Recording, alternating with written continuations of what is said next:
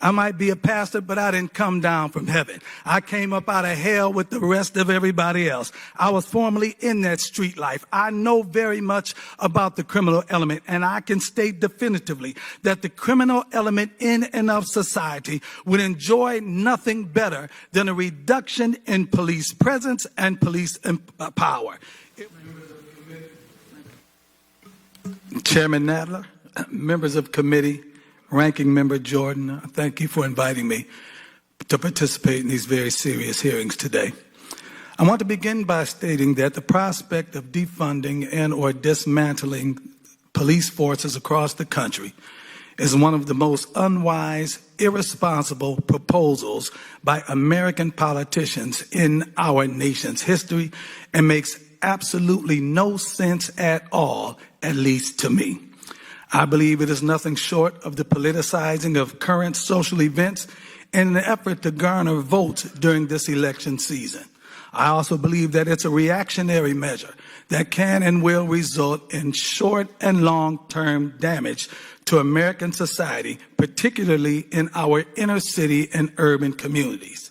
Now, I recognize the fact that the elimination of excessive force and physical retaliation by officers of the law against American citizens is paramount today.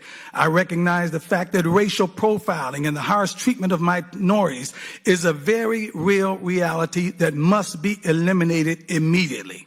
I myself can testify of times in my life when I felt racially profiled by police. I can testify of times in my life when I was pulled over for driving while black. I can testify of giving my grandson, who is now of driving age, the talk of how to properly behave if pulled over by police because he had the question of a very real fear of the possibility of death at the hands of police. In fact, my very first interaction with police when I was 13 years old resulted in me being roughed up. I could very easily have been George Floyd. George Floyd could have very easily been me, my brothers, my friends, or any number of any other black men in America. However, I do not recommend throwing the baby out with the bathwater by labeling all police officers as bad cops simply because of the bad actions of a rogue segment of those whose job is supposed to be to protect and to serve American citizens. In fact, in certain inner city communities across America, increased funding for police and increased police presence is actually necessary in order to enforce the law and to guarantee the safety and the security of law-abiding members of those communities.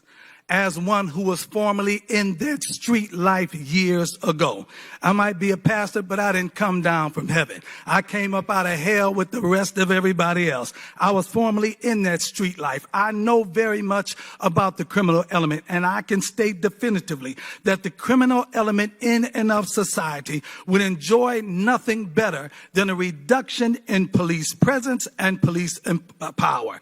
It would allow those with criminal intentions and criminal actions to flourish virtually unchallenged in the communities of America. The law-abiding members of society would be directly threatened by the absence of police or the inability of police to respond to criminal activities, and in many cases would endeavor to take the law into their own hands to ensure their safety and well-being, as evidenced by the response of some who decided to defend themselves and their property from vandalism. An absence of police presence could potentially give rise to acts of domestic terrorism, mob rule, gang rule, neighborhood intimidation, oppression, and vigilantism. Defunding of police departments has already happened in a number of American cities, and rather than remedying problems, has actually made conditions much worse. The city of Cleveland, my hometown, is a prime example of the results of police defunding. In 2004, the city of Cleveland laid off 285 officers. The entire police budget was slashed by 31%. To cover basic services, the following units were either disbanded or cut forever. The district strike force units, the narcotics unit was completely cut. SWAT was downsized. The fugitive unit was disbanded. The auto theft unit was disbanded. The intelligence unit was cut to bare bones. The mounted unit was cut 85%. The aviation unit was down completely for 3 years and is now only utilized during special events. The harbor unit was disabled. The boat sits rotting in a dry dock. The scientific investigation unit was cut 80%. All the lab techs were let go. All evidence collection is now done by priority. The DARE problem, the drug abuse resistance education program, was cut. Community policing was cut 45%. Cleveland went through a decade-long downsizing, which saw the department reduced from 1,900 officers to 1,500 officers on average. Zone car coverage, which directly affects citizens, has been cut. Police presence in any given district or in any given shift has been cut in half. 1- and 2-man units have been cut in half. Response time is dramatically longer if the police show up at all. The murder rates have climbed. The property crime is at record levels. Aggravated robbery statistics are higher. Drug sales, drug use, drug abuse is higher. Drug and alcohol-related motor vehicle accidents are the highest they've ever been. Cleveland has went from a relatively safe city per capita to an unbelievably unsafe city. Calls for service have increased even though the population has dropped significantly over the last 20 years. Once safe areas of the city are now unsafe. Once nice neighborhoods in the city are now not nice. Homicides are up 55% in Cleveland from this time last year, and Cleveland now has a higher murder rate per 100,000 residents than Chicago does. I believe that police departments are only as effective as politicians and their appointees allow them to be. Consequently, politicians and appointees are directly responsible for the state of their police departments.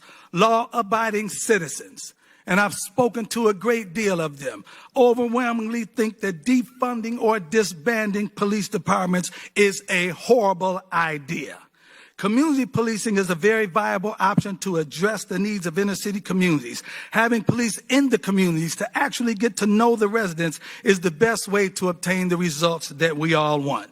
When I was growing up, the residents and the business owners knew the police officers that were assigned to our neighborhoods, and their presence was a deterrent to criminal activity. So in short, defunding of police departments in America has already happened, and it is proven to be an epic fail.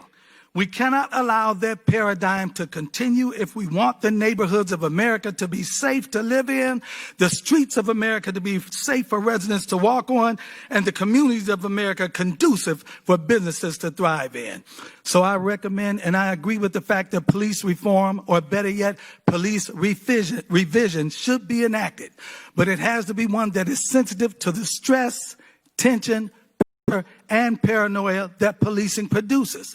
The fact that on any given day, any given call, any given stop can result in an officer's death can be very challenging mentally, while also being sensitive to the citizens of America who are supposed to be protected by the police and not be enemies of the police, whether in the suburbs or in the inner cities, whether we're black, white, red, yellow, or brown.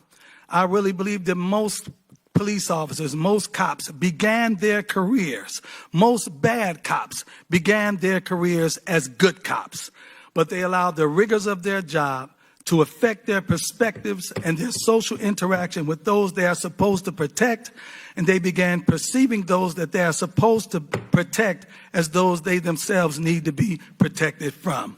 I'm in agreement. I endorse police reform, but it has to be sensitive to both sides of that issue. Thank you for allowing me. God bless you.